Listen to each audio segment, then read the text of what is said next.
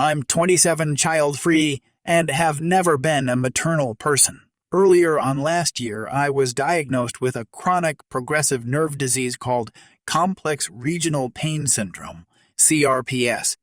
I had an injury at work 2 years ago and have had CRP snow for about 18 months. The injury was to my dominant hand, right hand, and my CRPS is from fingertips to side of my neck on my right side and stomach.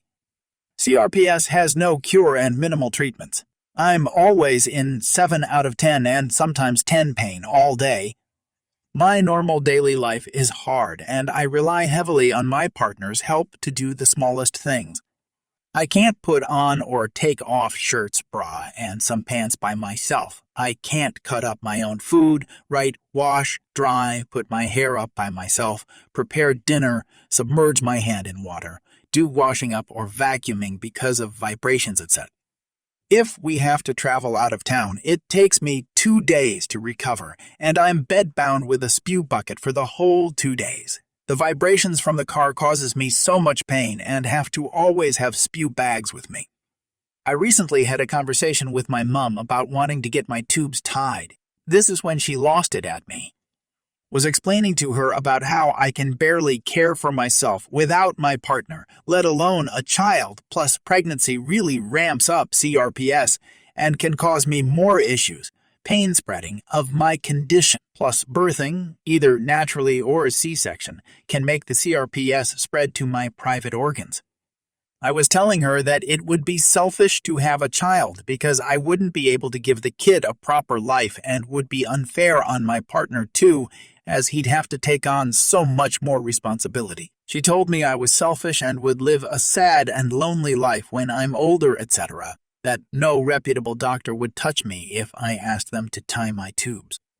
I asked her, well, what methods of contraception would you suggest then? I can't go on the pill or the rod because of my migraines. Contraceptives freak with CRPS and make the pain worse due to hormones, and condoms aren't fail-safe. She replied, "You know my stance. I think it's a stupid decision and that you're selfish for even considering this. I've thought about all of this in the current medical situation I'm in, let alone how different and more difficult things will be if my CRPS spreads further, which pregnancy can make it spread. Especially if it's a C-section, which then poses more complications of the CRPS spreading to that site and then causing lifelong complications with my reproductive organs, fertility, etc. I don't know what to do. Mom keeps saying that you need to give me a granddaughter. You're the only one left who can still have kids. I would love to have a biological grandchild. It's now up to you. She has 11 step-grandsons. No biological grandchildren, as I am her only child. She's refusing to understand my concerns and just continues to berate me and call me selfish for not wanting to bring a child into the world that I physically can't care for. CRPS is an insanely cruel disease. Many people have had it for over 30 years and have it full body. I have extreme hypersensitivity, allodynia, in my affected limb. I can't stand having material or anything touch my arm or hand and wear a sling most days. If something does touch my hand or brush my hand, I will be in tears and throwing up because of the pain. I can't even hold an empty coffee cup in my hand, let alone a child. One of the things that frustrates me the most is the fact that she's seen me in a full-blown flare-up, crying, shaking, and throwing up because of pain, fingers locking up, having to physically pry my fingers open after a massive pain spike that then caused severe cramping in my hand, having to use a walking stick or have my partner half carry me to a bed while I'm bawling my eyes out because I can't walk because of how much pain I'm in. She's seen all of this and still has the audacity to call me the selfish one. She lives 2 hours away and has stayed with me for a total of 2 nights in the 7 years I've lived in this town. I'm always the one who has to travel to see her. Plus, now with this condition, traveling is becoming harder and harder to be able to tolerate. I'm just so frustrated and upset. Also, for anyone who's curious about CRPS, please look up the CRPS pain scale to better understand the level of pain we go through. I love my mom, but I'm so close to going no contact. Edit. Just want to address the questions about why my partner doesn't get a vasectomy. We aren't married, we have talked about it, but I don't want him to make that choice for my sake. I know that it's a definite that I'm not having kids. I don't want him to get the snip, and then we break up many years later and he then decides he wants kids with a new partner and have that risk of it not being able to be reversed as they aren't 100% reversible. It wouldn't be fair on him.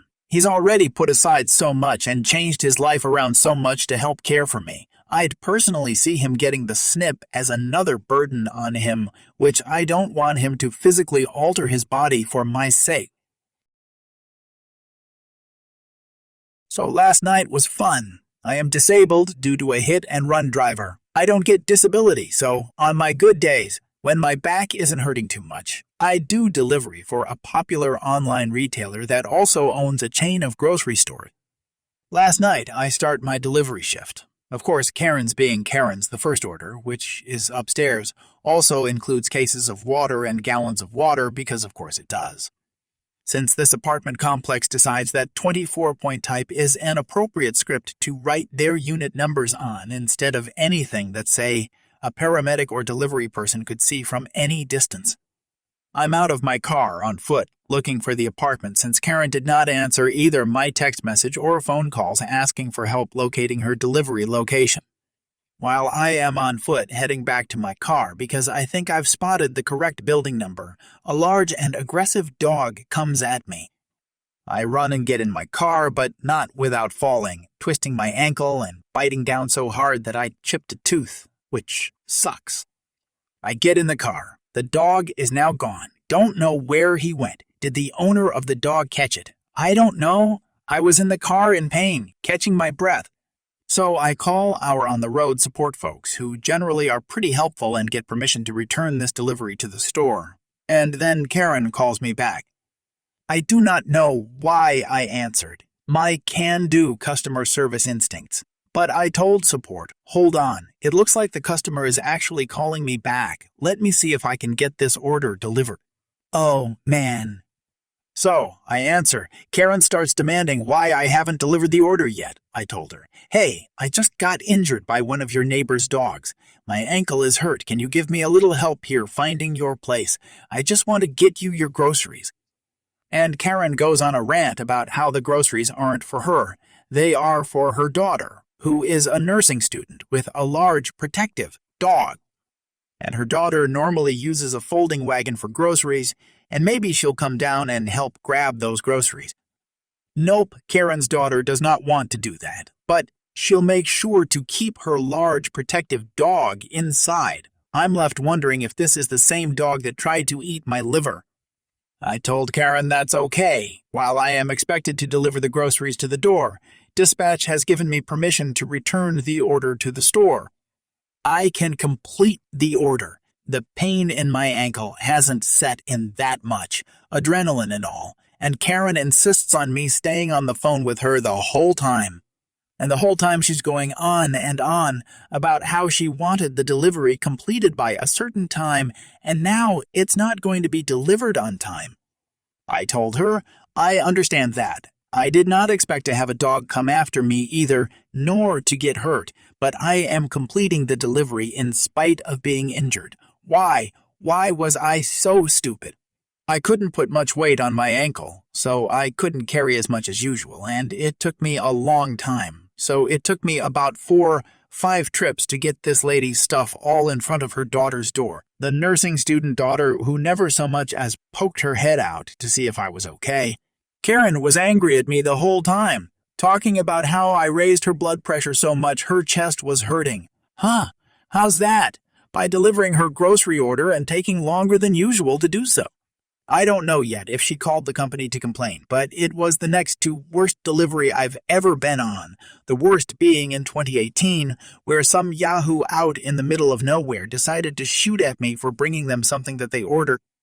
Thankfully, the guy was a bad shot. And no, they did not get their delivery and were banned forever, but the police did nothing to the dude. So it's the next day. I slept for like 10-11 hours and am posting this. My ankle seems to have a mild sprain. My other foot hurts, and my tooth is still chipped. I'm waiting back to see if I'll get paid for the amount of time I had to work over thanks to this nonsense. Independent contractor work. Fun times.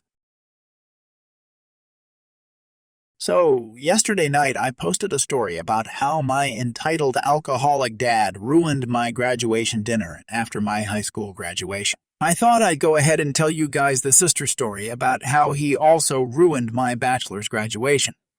My mom is chronically ill and legally disabled, and unfortunately she was sick when my graduation came around. Basically, the only people that I could have come and celebrate and help me move out of the dorm were my dad and brother. My dad was pretty much my last resort choice. Earlier in the day wasn't bad. I said goodbye to people, and my dad and brother helped me pack up my stuff and put it in the truck. Then after graduation happened, I went and found them and my girlfriend in the crowd. My girlfriend even brought her little sibling, who I love, to see me graduate, but they couldn't take me home since my girlfriend was still staying on the dorms and her parents' place was in the opposite direction of mine. The problems immediately started when my father straight up would not acknowledge my girlfriend when I introduced them. He's never been very supportive of my sexuality. I'm not a cis dude, and basically did not speak to her. I wouldn't engage with him acting like that. Then, while I was introducing my girlfriend to my brother, my dad runs off to leave. He is literally the only ride I had to my mom's, and all my stuff was in my trunk. So I basically had to tell them I love them and then just freaking leave, having barely spent time with any of them. The rise back was obviously pretty tense and cold, but it got worse. When we got to my mom's, he immediately started loading my stuff out onto my mom's porch. When I went to unlock the door, my key wasn't working. My mom changed it and forgot to tell me. I tried to call my mom, but my phone basically immediately died since I hadn't been able to charge it that whole day. My dad, genius that he is, had the immediate reaction of wanting to break the door down.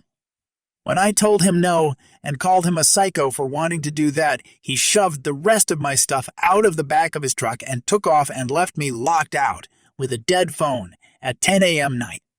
I basically just sat there and had a good cry for about 10 minutes. Thankfully, I'm on really good terms with the neighbors, and they let me in and got me a charger for my phone. I was finally able to call my mom, and she sent someone to unlock the door for me. I had to get in all my stuff by myself. My dad loves to brag about how he's been to all my graduations, but if I bring up what actually happened during them, he either has a little hissy fit or denies any of it happened. I, 21 male, went to football match with my brother, 20 male, and our dad, 54 male, to watch our younger brother, 15 male. Normally, I record the games. No one has any problem with it until today.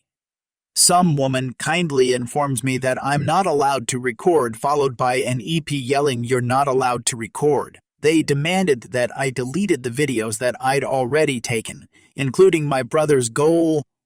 I said yes, just to please them, and I put the phone away, but let me tell you that I was shook. As a South Asian Muslim in Oldham, I had past experiences of angry white people yelling at me. These people were not good people, and they were intimidating the referee to get me to delete the videos. I lied and said that I deleted them. EP then yells he's filming kids. That's a criminal offense. This just made me and my brother laugh, and some of the players laughed too. One of the mums on my brother's team came over to console me. The most important thing to remember is that I recorded the game, not the kids.